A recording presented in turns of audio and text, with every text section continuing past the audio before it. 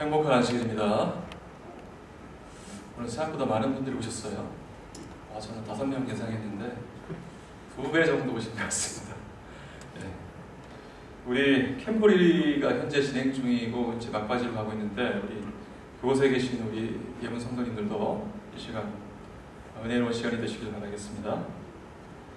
오늘 넘겨주세요.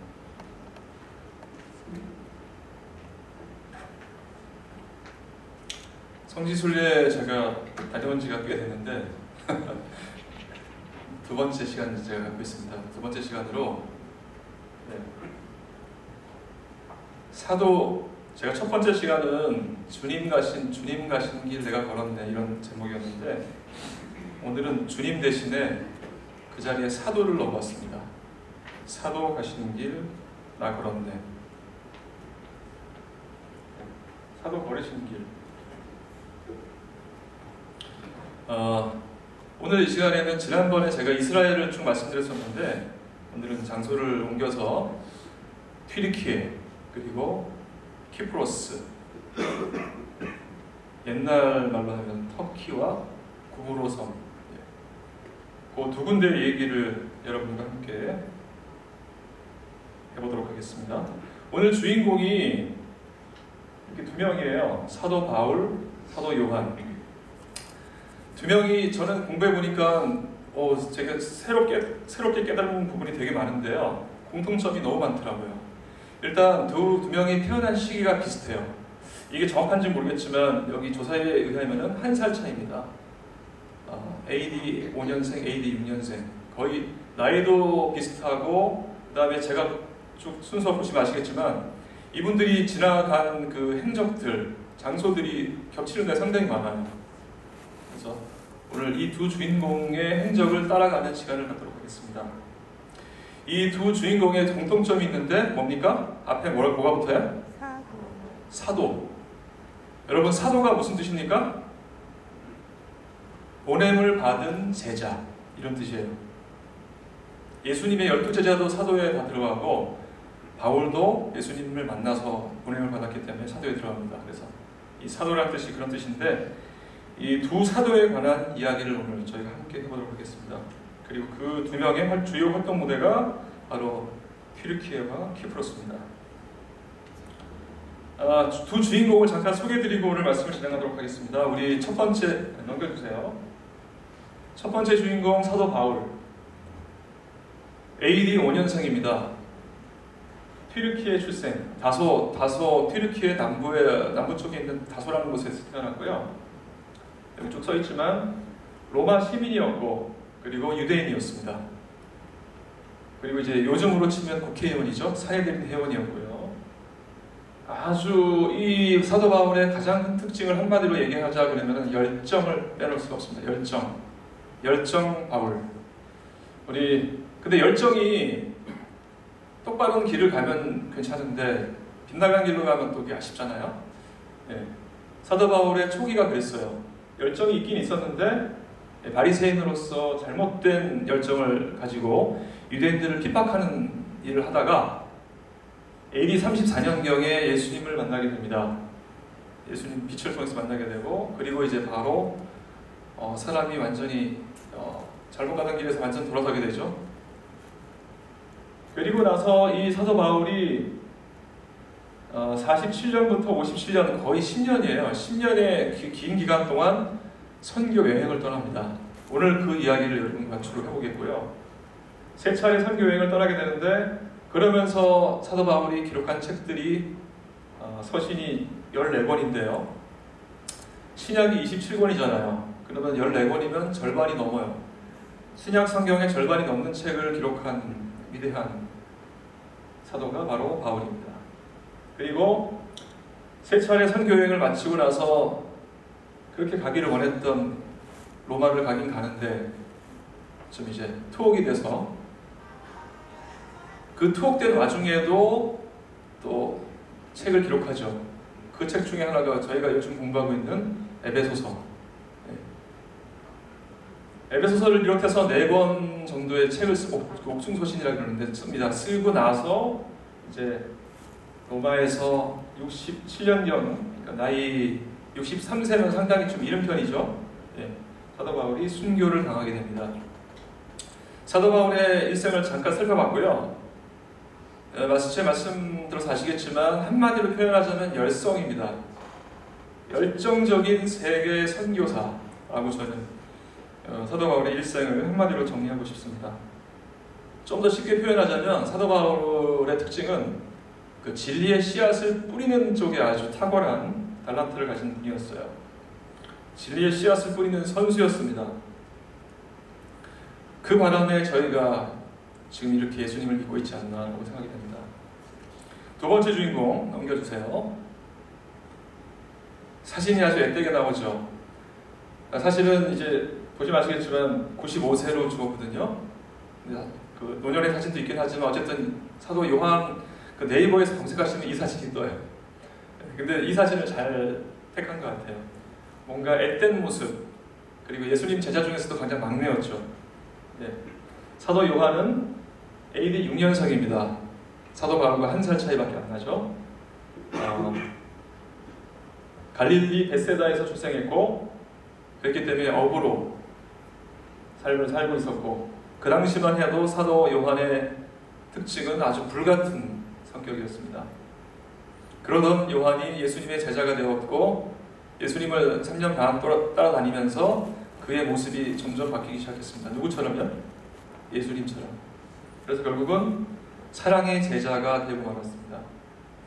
예수님 이제 돌아가시고 나서 기록들이 사실 많지 않은데, 제가 공부를 하다 보니까 44년경에 소아시아 지역이면 터키, 튀르키예를 말하는데 그쪽으로 이동을 하게 됩니다. 피난을 가게 돼요. 유대인의 핍박을 피해서. 그러면서 간 지역이 에베소입니다.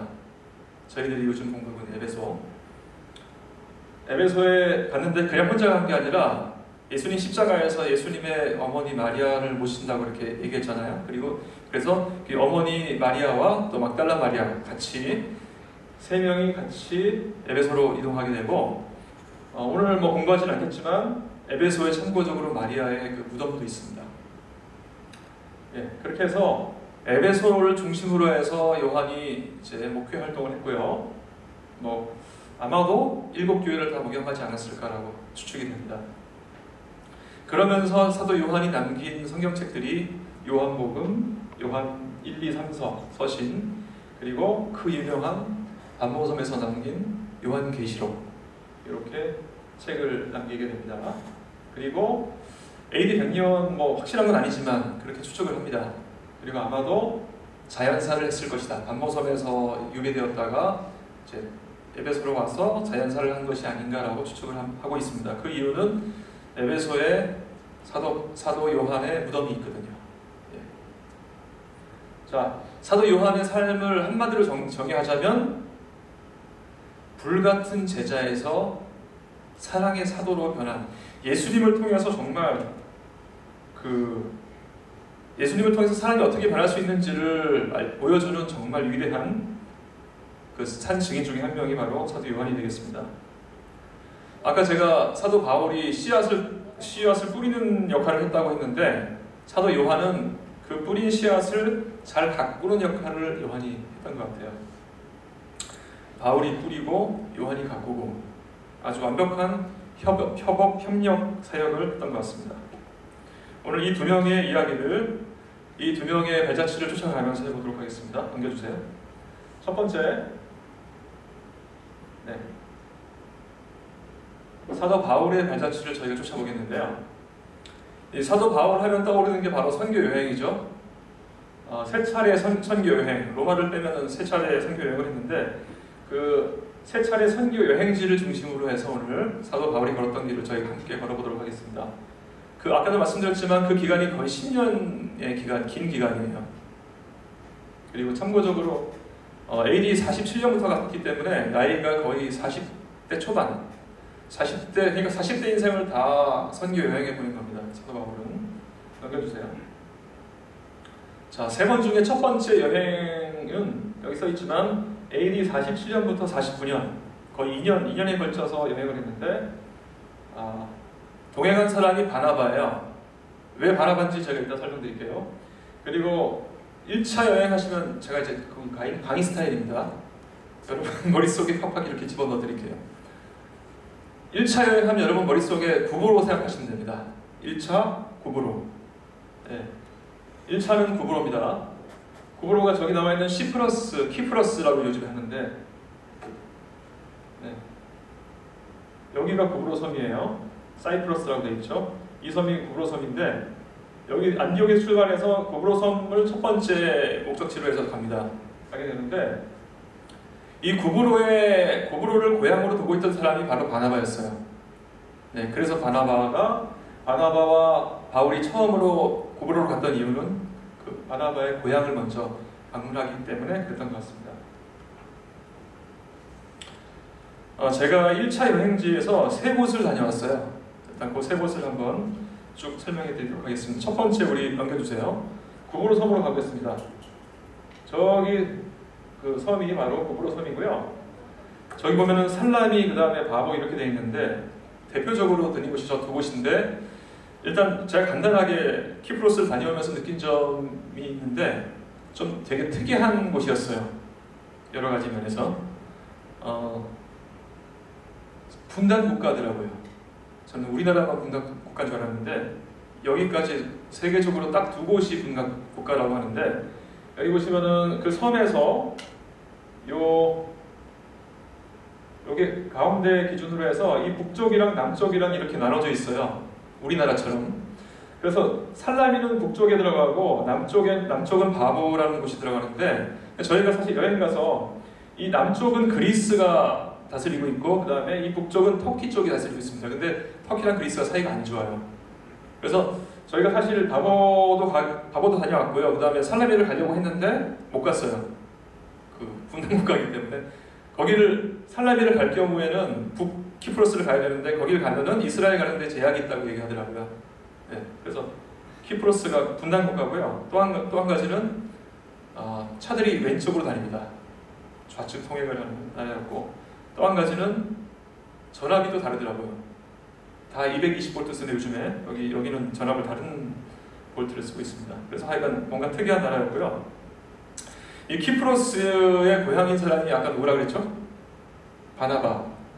바나바의 조카가 있습니다. 그 바나바의 조카가 마가 요한인데요. 바나바의 조카가 이 구브로 섬에서 그들을 만나서 같이 따라갑니다. 나도 여행 참여하겠다고 해서 동행하게 됩니다. 근데 잠시 후 말씀드리겠지만 구브로 섬을 떠나자마자 바로 이렇게 자기는 더 이상 못 가겠다고 도망갑니다. 예. 어쨌든 마가 요한도 키프로스 출신이었고 잠시 동안 동행을 하게 됩니다. 자, 넘겨주세요. 여기 바보라고 되어 있는데 여기가 바보입니다. 현재 지명 이름으로는 파포스라고 하는데요. 거기 갔더니 사도 바울의 그 유적지가 있는데 거기 채찍 교회, 채찍 교회인지 채찍 기둥 교회인지 이렇게 되어 있더라고요. 저기 기둥 하나 보이시죠? 팻말 하나 있고, 저 기둥이 바울의 채찍 기둥이라고 불리우는 기둥인데 바울이 저기서 채찍을 맞았을 것이다 라고 추측을 하더라고요. 얘기를 하더라고요. 예. 뭐 실제로 맞았는지 안 맞았는지는 모르겠지만 어쨌든 제가 저 장면을 보면서 사도 바울은 여러분 그 머릿속에 되게 고생 많았다는 거 머릿속에 떠오르시죠? 맞고 돌로 맞고 뭐 여러 가지 핏벌을 많이 달렸는데 저 채찍 기둥을 보면서 사도 바울이 겪었던 그 고통과 희생에 대해서 떠올랐고 뭉클하더라고요. 봤는데 실제로 보니까. 네, 넘겨주시면요. 바로 이어져 있는 이 건물인데요. 바로 이어져 있는 이 건물이 이제 사도 바울 기념교회고요. 꽤 넓더라고요. 저렇게 돼 있고.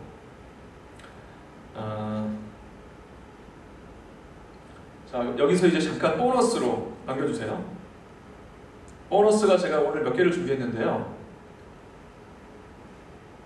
이 구브로 섬에 가니까 이렇게 아름다운 곳이 있더라고요. 여기가 아프로디테 해변이라는 곳인데 아프로디테를 여러분이 잘 아는 말로 바꾸면은 비너스예요. 비너스. 사랑의 여신 비너스. 아프로디테 탄생 바위가 여기 있다고 해서 저희가 여기를 다녀왔습니다. 여기 이 지중해 너무 아름답죠. 바다에서 저희가 내려갔는데 여기 섬 하나 보이시죠? 이 섬이 바로 아프로디테 탄생 바위예요. 저희가 여기 내려가서 이렇게 쭉 여기서 사진도 찍고 오고 왔습니다. 예. 그냥 잠깐 아름다운 곳이라 보여드렸고요. 또 넘겨주세요. 뜻하지 않은 또 나사로 교회가 또 고브로 섬에 있더라고요. 그래서 제가 공부를 해봤더니 나사로도 예수님으로부터 부활을 받은 이후에 쭉 살다가 우리 김학의 장로님이나 이은희 집사님 잘 아실 거예요. 나사로가 핍박을 당했다고 우리 공부했잖아요. 왜냐하면 그 부활을 믿지 않는 사두개인들의 그 공격 때문에. 그래서 그런 살해 위험에 못 견뎌서 결국 나사로는 이 고브로 섬으로 오게 되었고 거기서 아마 바나바를 만났던 것 같아요. 그리고 나서 이 피신에서 고브로 섬에서 목회를 하다가 나사로가 고브로 섬에서 죽게 됩니다. 넘겨주세요.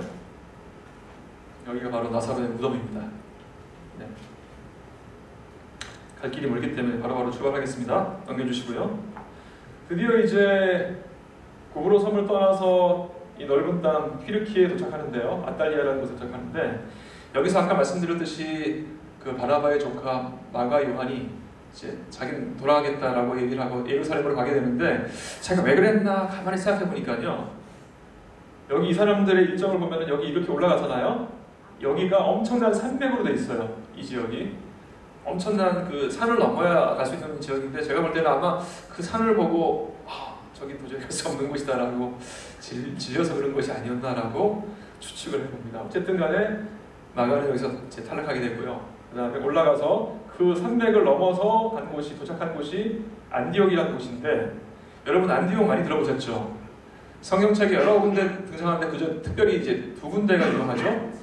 이쪽에 안디옥이 있고 여기는 수리아에 있는 안디옥이고 여기는 비시디아라는 지역에 있는 안디옥입니다. 사실은 여기 말고도 여러 군데 더 있다 그래요. 어쨌든 그 지명을 따서 이제 여기는 비시디아 안디옥이라고 하는데 이 비시디아 안디옥 여러분 딱 보시면 아시겠지만 튀르키예의 거의 중심부에 있어요.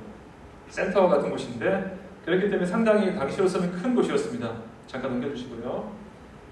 여기가 지금 현재 비시디아 안디옥의 모습입니다. 저희가 2주 동안 성지순례를 다니면서 딱 하루 비가 왔는데 여기 갈 때 비가 왔어요. 여기 물기 잠깐 보이실 텐데 제가 공부해 보니까 이 비시디아 안디옥은 상당히 그 당시에 큰 지역이었습니다. 예, 다음 넘겨주시고요. 여기서 사도 바울이 회당으로 갑니다. 회당에서 설교를 하게 돼요. 그게 사도행전이 기록이 되어 있는데 저희가 그 회당을 갔습니다. 여기 약간 둥그렇게 되어 있죠. 이 둥그런 걸 갖다가 바실리아 양식이라고 한다고 합니다. 예. 저희가 여기 둥그런 지역에 모여 있고 보시면은 여기 단이 하나 있어요. 그 단에서 남대건 목사님께서 그 이 바실리아 안디옥에 관한 말씀을 좀 읽어주셨는데 아마도 우리 2000년 전에는 저 단에서 사도 바울이 말씀을 전하지 않았나라고 생각을 해봅니다. 네. 그리고 나서 쫓겨나게 됩니다. 다음 슬라이드 주세요. 이고니온이라는 곳을 쫓겨나게 되는데 이 이고니온도 제가 다녀왔습니다. 근데 다녀왔는데 여기는 저희가 유적 탐방으로 간 게 아니라 잠깐 숙소로 들렸어요. 우리 잠깐 넘겨주세요. 네, 그 숙소에서 제가 찍은 사진입니다. 여기가 이고니온이 요즘 이제 현대 말로 코냐라고 하는데 그 코냐에 제가 전경을 찍어봤습니다. 한 장 더 넘겨주시고요. 여기가 그 호텔이에요. 호텔에 들어갔더니 저런 게 있더라고요. 저기 특이한 게 있어서 제가 사실은 저 똑같은 포즈를 취하고 옆에서 사진을 찍었는데 여러분께는 안 보여드리겠습니다. 별로 볼만한 게 없는 것 같아서. 예, 저 춤이 이제 회전춤이라고 하는데요. 저 회전춤이 좀 의미가 있습니다. 이제 튀르키예가 회교 국가인데 이슬람 쪽에서 특히 요 코냐 지역에서 새로운 종파가 생겼는데 그 종파 이름이 메블라나라는 종파가 생겼다고 합니다. 메블라나 종파가 이고니온 코냐에서 생겼는데 그 종파의 특징은 뭔가 좀 개방적인 특징이 있었다 그래요. 그래서 저렇게 자유분방한 이렇게 춤을 추고 있는 모습을 볼 수 있습니다. 넘겨주시고요. 사도 바울이 여기서 쫓겨나서 이곳으로 가고 다시 쫓겨나서 루스드라고 하고 핍박을 피해서 더베까지 가는데 더베에서는 진짜 막 돌에 맞아가지고 거의 죽을 지경까지 가게 됩니다. 그리고 나서 이제 다시 쭉 거슬러서 돌아오게 되는데 다시 돌아와서 안디옥으로 가게 되고요. 안디옥으로 귀환을 하면서 이제 1차 여행이 마치게 되죠. 그리고 예루살렘 총회가 열립니다. 여기서 중요한 결정이 하나 나오는데 무슨 결정이었냐면은 이방인에게도 선교를 할 수 있다. 사실 그 당시에는 복음을 전하는 게 딱 유대인으로 한정돼 있었거든요. 근데 드디어 이제 이방인, 저희까지 오게 된 계기가 바로 이 예루살렘 총회 때문이에요. 공식적으로 이방인 선교에 대해서 결의를 했습니다. 그래서 세계화 선교에 뭔가 탄력을 받은 중요한 총회고요. 그 총회를 마치고 나서 바로 넘겨주세요. 2차 여행을 바울이 떠납니다. 연도 나와 있듯이 49년부터 52년 한 3, 4년간의 아까보다 한 2배 정도 긴 기간이죠. 자, 파트너가 바뀌었습니다. 왜 바뀌었을까요? 왜냐하면 바나바랑 싸웠거든요. 왜 싸웠을까요? 여러분 아마 짐작하실 것 같은데 그 말썽꾸러기 조카 마가 요한 때문에 싸운 거예요. 바나바는 피 때문에 이제 그 마가 요한을 같이 데려가자라고 했고 바울은 또 이게 냉철한 사람이잖아요. 안 된다. 얘 또 중간에 갈 것 같다 해서 마가 요한을 두고 싸우다가 결국은 헤어지게 됩니다. 헤어지고 바나바는 그 마가 요한을 데리고 다시 키프로스 구브로 섬으로 갔고요. 그리고 이제 새로운 파트너 실라가 바울과 2차 여행을 떠나게 됩니다. 여기 나와 있죠? 튀르키예를 관통하는 그 구역이었고요. 여기 보시면 제가 유럽이라고 노란색으로 써놨는데 사실 원래 계획은 이렇지가 않았어요. 여기 보시면요. 여기가 안디옥이고 다소를 지나서 이렇게 쭉 가게 돼 있는데 원래 계획은 에베소가 목적이었어요. 에베소. 여기가 에베소인데 여기서 이렇게 쭉 에베소로 가는 게 바울의 계획이었는데 성령께서 이렇게 인도를 위쪽으로 하시더니 여기서 꿈을 보여주셔가지고 유럽으로 가라 라는 꿈을 보여주셨기 때문에 결국은 하나님이 그런 뜻을 가지시고 바울을 이끄신 것 같아요. 그렇게 2차 여행은 이제 5,000km 정도를 하게 되고, 자, 2차 여행하면 한 가지만 기억하세요. 유럽. 1차는 뭐예요? 구브로. 2차 유럽. 3차는 이따 말씀드리겠습니다. 넘겨주세요. 예, 첫 번째 방문한 곳이 다소라는 곳인데 바로 바울이 출생한 곳입니다. 제가 이곳을 다녀왔습니다. 넘겨주세요. 여기가 다소에 있는 그 바울 기념 이렇게 건물이에요. 거기 이렇게 표말이 있는데 거기 제일 밑에 보시면 세인트 폴스 웰이라고 되어 있습니다. 성 바울의 우물. 자, 우물이 어떻게 생겼나 볼까요? 넘겨주세요. 네, 여기가 내부 모습인데 여기 유리로 된 아래쪽에 그 유적지가 쭉 있어요. 그 당시 모습들을 담고 있는. 그리고 오른편에 보시면 우물 하나 보이시죠? 저기가 그 유명한 바울의 우물입니다. 넘겨주세요. 네, 저기 반장로가 그 역사적인 바울의 우물을 이렇게 손으로 느끼고 있는데요. 네, 바울의 그 뭔가 예전에 바울이 마셨던 우물이겠지라면서 제가 저렇게 했던 것 같습니다. 네, 엄청 시원했습니다. 넘겨주시고요. 또 하나의 보너스가 있습니다. 로마의 길인데요. 다소 바로 옆에 있어요. 다소 바로 옆에 있고 이 문이 있잖아요. 문이 있죠. 문을 아마도 그 바울이 여행을 떠날 때 이 문을 통과해서 가지 않았을까라고 생각을 해봤는데요. 저희들이 기도하고 참여해보고 그랬는데 로마 욜루라고 되어 있는데 로마는 욜루 가야 된다 이런 뜻이 아니고요. 로마의 길이라는 뜻입니다. 예. 로마의 길이 어디 있는지 이 안내판을 제가 찍어놓은 거고 넘겨주시면 기가 막힌 모습이 나옵니다. 네, 일단 여기까지. 여기 보시면은 여기가 다소고요. 아마도 여기 부분이 아닌가 싶어요. 정확히 기억은 안 나는데 아마도 이 여행을 가는 길목지였기 때문에 여기 정도가 로마의 길 위치가 아니었나라고 생각을 하고 있습니다. 자, 넘겨주세요. 멋있죠? 제 PC 지금 그 바탕화면이 이렇게 되어 있습니다. 여기가 사도 바울이 걸었던 로마의 길입니다. 대단하죠? 다 돌로 이렇게 되어 있죠? 길을. 저 가운데 가시는 분이 권정희 목사님이신데 저는 현대판 사도 바울이라고 제가 생각하고 있는 분인데요. 예, 아마 저 길을 걸어서 2000년 전에 사도 바울이 이렇게 선교 여행을 가지 않았을까라고 생각이 됩니다. 여러분 필요하신 분이 있으면 저한테 말씀하시면 제가 이거 공유해드리겠습니다. 이거 실제로 보면요, 사방이 다 저런 모습이거든요. 사방이 와 너무 멋있더라고요. 네. 기가 막힙니다. 아주 넘겨주시고요. 예, 그래서 아까 말씀드렸듯이 다소를 지나서 더베, 아까 지났던 지역을 다시 이제 지나서 비시디아 안디옥을 가게 되는데, 여기서 이렇게 가려고 했는데 성령이 이렇게 가라고 이제 인도를 하신 거예요. 그래서 성령의 인도하심을 따라가다 보니까 드로아까지 왔는데, 여기서는 또 하나님께서 꿈을 주셨습니다. 유럽으로 가라. 그래서 유럽으로 가게 됩니다. 그리고 루스드라라는 곳에서 우리 잘 아는 디모데라는 사람이 이제 참여하게 되고요. 넘겨주시면 유럽 쪽 나옵니다. 제가 뭐 안타깝게도 그리스를 다녀오지 못했는데요. 아테네만 잠깐 찍고 왔는데, 그 전에 버가모라는 곳이 7교회, 제가 이따 말씀드릴 텐데 여기가 버가모입니다. 여기 7교회 이렇게 돼 있고요. 아마도 이렇게 2차 여행을 갈 때 버가모를 지나지 않았을까라고 하는 설이 있습니다. 근데 사실 그냥 설이 아니고 근거가 있어요. 그 버가모라는 지역이 이제 도시 이름이고요. 도시 이름 말고 그 지명을 갖다가 여기 적어놨는데 이따 말씀드릴게요. 그 지명이 성경책에 나옵니다. 그 지명을 들려서 갔다는 기록이 나오기 때문에 아마도 버가모도 들렸을 것이다라고 생각을 하고 있습니다. 넘겨주시고요.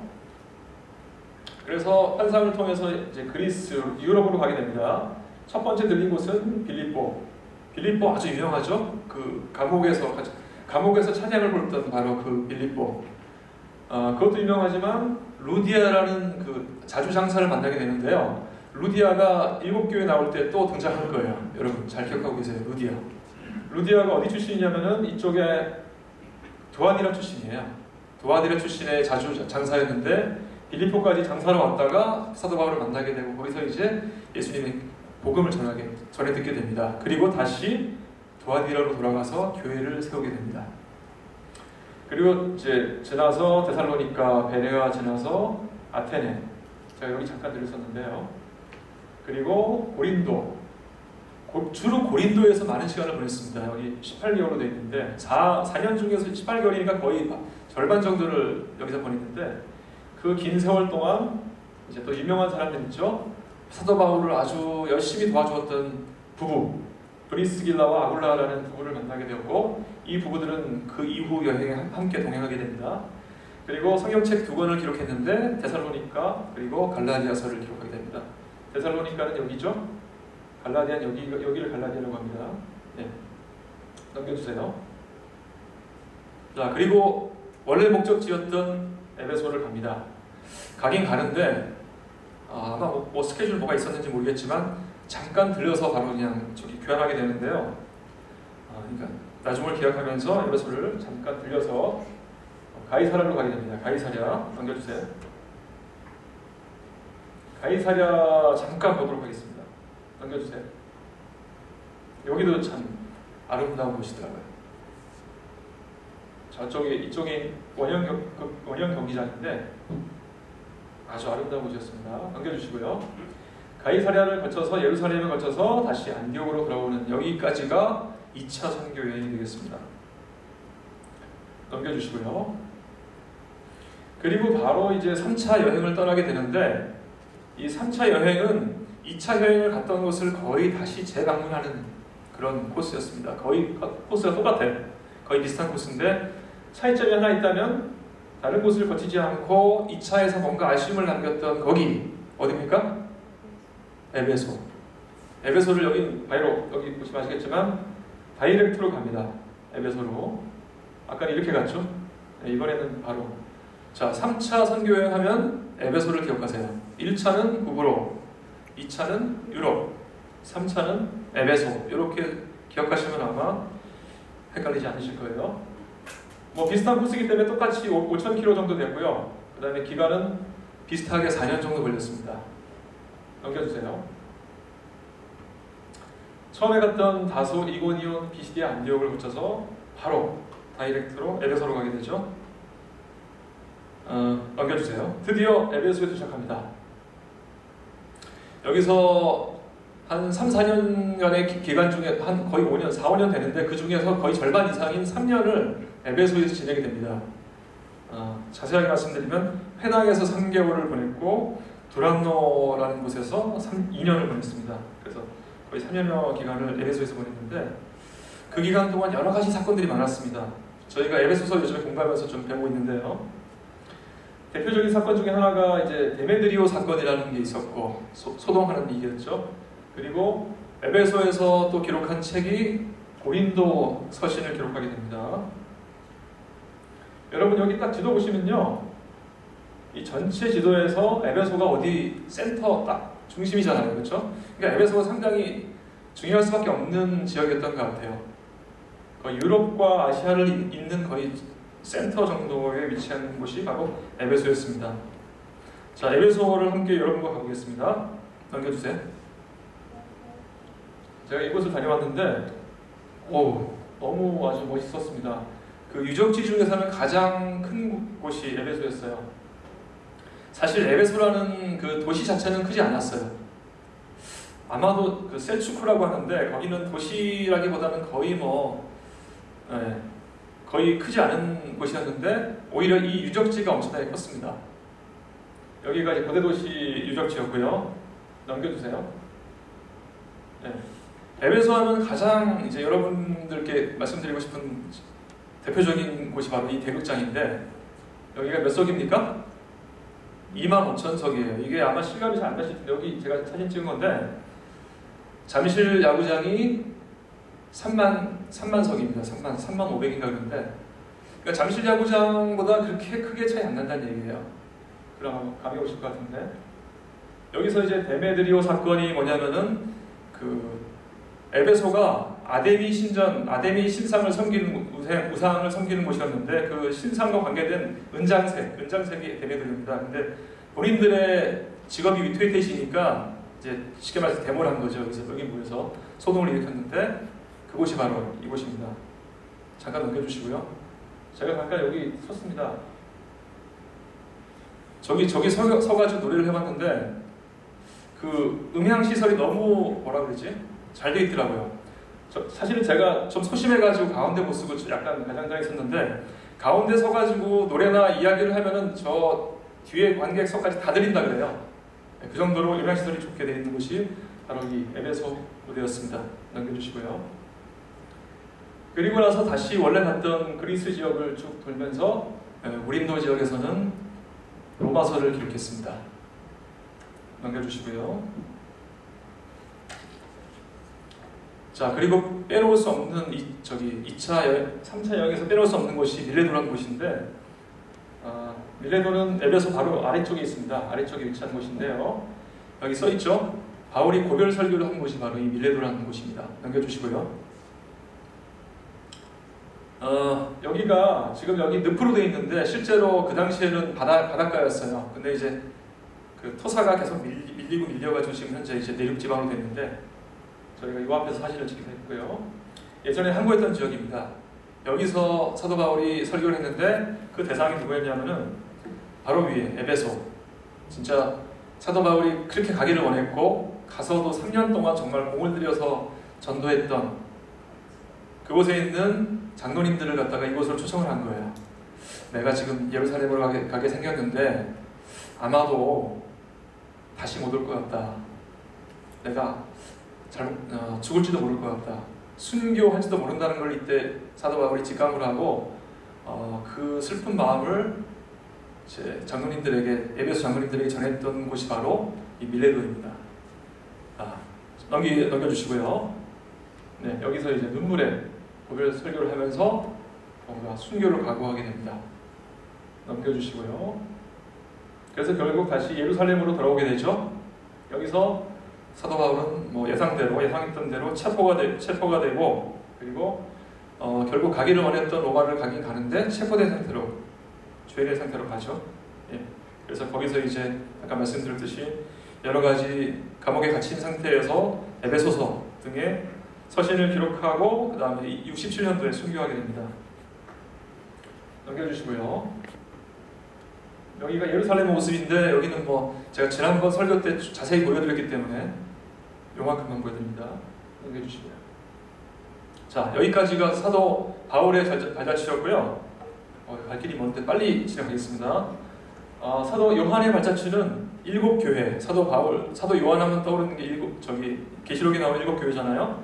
사실 사도 요한이 있었던 곳은 에베소가 대부분이었고요. 그리고 기록을 좀 공부해 보니까 서머나 정도까지만 아마 사도 요한이 확실하게 이제 목회를 했던 것 같고 나머지 지역들은 모르겠습니다. 아마 그래도 본인이 그 계시록에 기록한 걸 보면 아마 어느 정도 목양을 하지 않았을까라고 추측을 봅니다.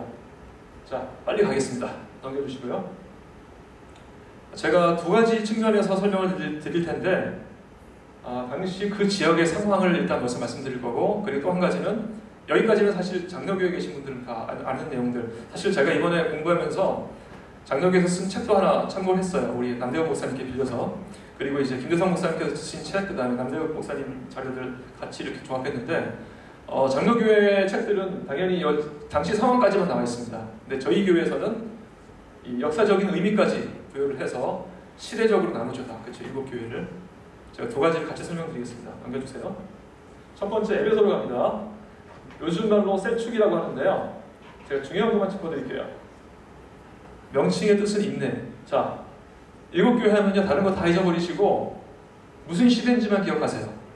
에베소 무슨 시대입니까? 초대교회 시대. 에베소 하면 초대교회만 기억하시면 됩니다.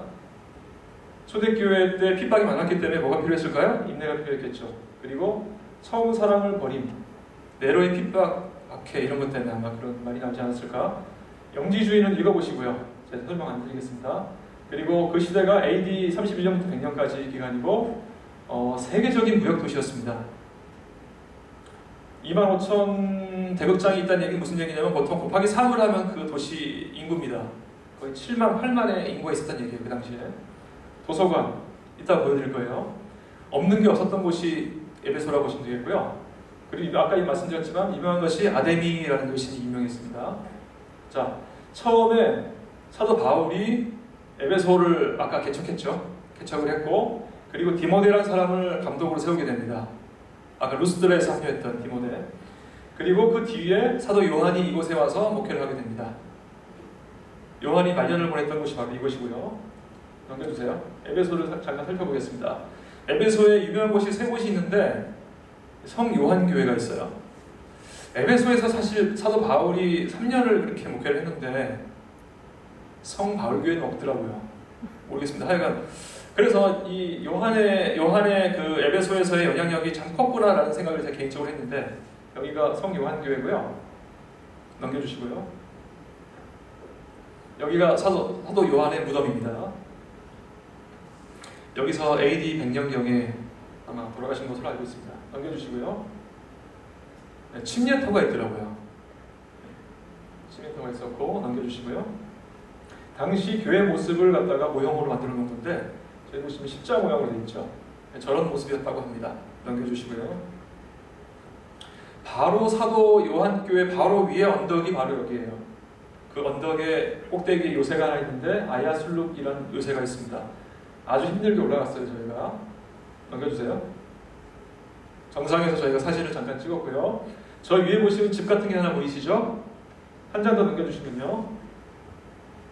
네, 제가 그 앞에서 기념사진을 찍었는데 왜 찍었느냐? 요한복음과 요한서신을 여기서 기록했다고 합니다. 아마 저 안에서 기록하지 않았나라고 생각됩니다. 그래서 요한이 그 서신과 복음서를 기록한 곳이 바로 이곳이었다고 합니다. 넘겨주시고요. 아까 잠깐 보여드렸던 고대 도시를 조금만 더 보여드리면 네, 아주 규모가 큽니다. 저 끝에 보시면은 도서관이 하나 보이죠? 넘겨주세요. 여기는 나이키 니케아라 그러죠? 니케아 석상이 여기 있었고요. 넘겨주시고요. 예, 아까 말씀드렸던 셀수스 도서관. 여기 책들이 12,000권이 있었다 그래요. 그 정도로 상당히 큰 규모의 도서관입니다. 에베소 하면은 여기 거의 대표적인 장소 중에 하나예요. 넘겨주시고요. 네, 여기가 예전에 항구였던 곳인데 지금은 이렇게 그냥 육지로 되어 있지만 아까 똑같은 이유로 토사가 계속 밀리고 밀려가지고 현재 이렇게 되어 있지만 예전에 항구였던 곳입니다. 여기까지가 넘겨주시고요. 에베소 모습이고요. 두 번째, 서머나는 요즘 그 말로 이즈미르라는 곳인데 실제로 제가 갔던 7교회 중에서 가장 큰 도시였습니다. 자, 한 가지만 기억하세요. 무슨 시대? 박해 시대. 서머나는 박해입니다. 박해니까 뭐가 있겠어요? 순교가 당연히 있겠죠. 반란. 그렇게만 기억하시면 됩니다. 예, 튀르키의 3대 도시 중에 하나예요. 300만, 현재 300만이라고 해요. 상당히 아름다운 곳이었고 시인 호모의 고향이었고 마찬가지로 바울이 설립하고 요한이 돌봤던 곳이 바로 서머나 교회입니다. 뭐 세상적으로 가난하다고 되어 있는데 이 주석은 우리 그 장로교에 계신 분이 주석한 내용입니다. 넘겨주시고요. 서머나 잠깐 보겠습니다. 서머나는 저희가 다닌 곳 중에서 가장 유적지가 가장 작은 곳이었어요. 이 교회 단락 하나였어요. 물론 뭐 더 있긴 있겠지만 여기가 폴리캅 교회라는 곳인데 넘겨주시고요. 이 폴리캅이 누구냐면은 사도 요한의 제자입니다. 그 제자가 어떤 일을 했냐면은 화형으로 순교라고 되어 있죠. 순교를 당했던 그 제자인데 그 폴리캅을 갖다가 주인공으로 해서 영화까지 나왔습니다. 폴리캅이라는 영화가 뭐 사실 서머나 시대가 박해 시대고 순교를 당했던 시대이기 때문에 제가 볼 때는 폴리캅을 이렇게 연상시키는 것은 당연한 것 같아요. 넘겨주시고요. 세 번째는 버가모. 버가모는 세속화 시대입니다. 다른 말로 타협, 그렇죠? 위에 타협이라고 되어 있죠. 이중결혼도 뭔가 타협, 그렇죠? 예, 그리고 버가모는 보시면 아시겠지만 상당히 위치적으로 그 로마로 가는 길목에 있었기 때문에 로마 제국 아시아도의 도청 소재지였어요. 행정 도시였고 유명한 것이 세라피스 신전이라는 곳이 있었고 여기가 이따 보여드리겠지만 제가 본 그 건물 중에서 가장 큰 웅장한 건물이 바로 버가모 건물이었습니다. 초대 감독이 가이오, 그 다음에 안디가 있었고요. 아까 말씀드렸죠? 저 무시아라는 지역이 그 버가모 지역이었는데 무시아라는 말이 성경책에 나옵니다. 그렇기 때문에 아마 사도 바울이 여기를 칠하지 않았을까라고 추측하고 있고요. 넘겨주세요. 여기가 세라피스 신전인데요. 아래쪽에 도관이 흐르고 있는 이유는 그쪽이 물 부족 지역이었기 때문에 그랬습니다. 넘겨주세요. 네, 저기 사람 보이시나요? 사람이 조그맣게 보이죠? 거의 6층, 7층 높이 정도 되는 상당히 저는 딱 들어가서 정말 깜짝 놀랐습니다. 너무 웅장해서. 가장 웅장한 곳이 이곳이었고요. 넘겨주시고요. 그곳에 이제 여신상이 있었는데 이집트 여신이었고 어딜 가나 사실 우상들이 많이 있었습니다. 넘겨주세요. 도아디라는 이제 현대말로 아키사르라는 곳인데 여기는 종교 암흑 시대. 그렇기 때문에 이제 이세벨이 등장하죠. 말씀 가운데 이세벨이 아마 김대성 목사님 주석에 의하면은 교황을 상징했을 것이다. 변질된 교리 이렇게 말씀하셨고 명칭 수고로운 향기 이것도 이제 암흑 시대라고 생각하니까 연관이 되더라고요. 여기서 아까 말씀드렸던 빌립보에서 그 등장했던 루디아가 여기 이곳 출신입니다. 그래서 루디아가 자족감 염색을 한 사람이었는데 빌립보에 갔다가 바울로부터 전도를 받고 이곳에 와서 교회를 세웠습니다. 그리고 요즘 지도를 보시면 아시겠지만 교통이 요지였고요. 잘 넘기셨어요. 여기가 회랑길. 넘기시면은 옆에 신전이 있습니다. 한 번 더 넘기세요. 신전이 있었고 도아디라는 사실 그렇게 볼 게 요게 다예요. 별로 없었어요. 넘겨주시고요. 4대는 종교개혁 시대입니다. 근데 이제 말씀 가운데 살아있으나 죽은 자라는 표현이 나와서 종교개혁인데 왜 저런 말씀을 썼을까라고 이야기하게 생각했는데 김대성 목사님이 이렇게 해석을 하셨습니다. 종교개혁이 처음엔 뜨거웠으나 잘 이어지지 않고 나중에 안주했다. 그래서 아마 저 말씀이 나오지 않았나라고 말씀하셨고요. 리디아 왕국의 수도, 그 지역의 왕국의 수도였고요. 금으로 된 동전을 처음으로 사용한 곳이 이곳이었습니다. 정말 여기 나와 있지만 부유한 곳이었지만 세상적으로는 부유했지만 영적으로는 죽은 교회였다는 거 남겨주세요. 잠깐 앞으로 전으로 남겨주시면요. 아데미 신전 78개의 돌기둥 중에 2개가 남아있다. 18m 이렇게 되어 있잖아요. 4대 하면은 기둥 2개가 저는 머릿속에 떠오르는데 보겠습니다.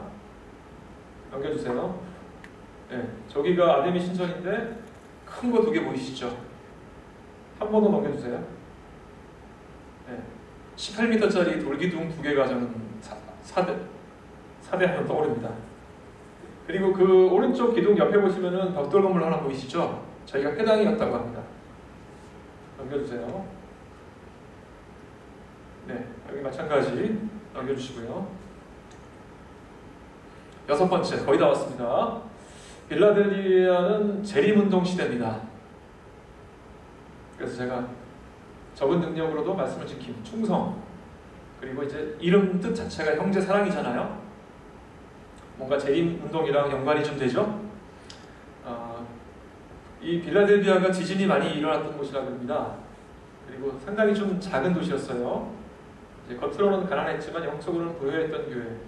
이 7교회 중에서 책망이 없던 교회가 2군데가 나오는데 하나가 서머나교회고 2번째가 여기입니다. 책망이 없죠? 예. 넘겨주시고요. 여기도 뭐 유적지는 상당히 아주 단촐했어요.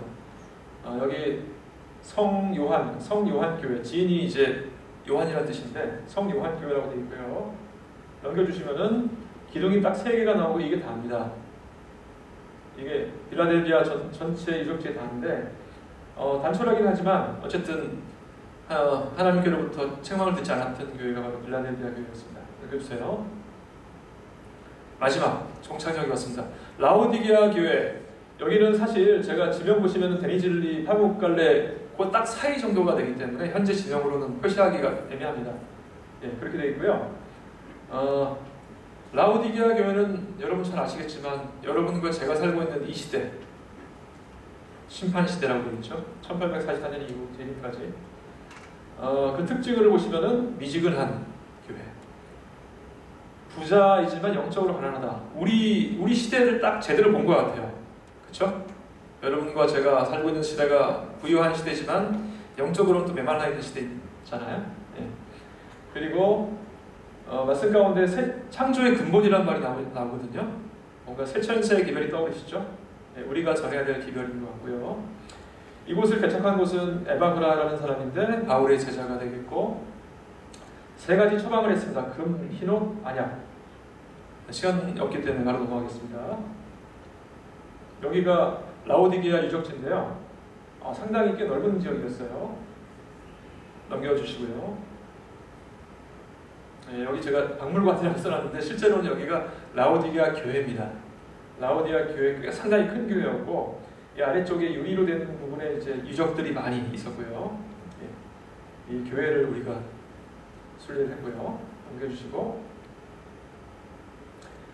여기도 보너스인데요. 그 라오디게아 교회 바로 옆에 지역이 히에라폴리스라는 지역인데 성경책에 등장하는 지역이에요. 히에라폴리라고 성경책에 검색하시면 나옵니다. 저기 보시면은 이쪽에 여기가 도시가 있고 이 앞쪽에 하얀 게 있죠. 여기 하얀 지역이 석회암 지역인데 거기를 파묵갈레라고 하는데 거기 온천 지역이에요. 잠깐 보시겠습니다. 우리 넘겨주세요. 일단 히에라폴리 원형극장 잠깐 보시고 여기는 한 10,000명 규모의 원형극장이고요. 저 앞쪽에 하얀 거 보이시죠?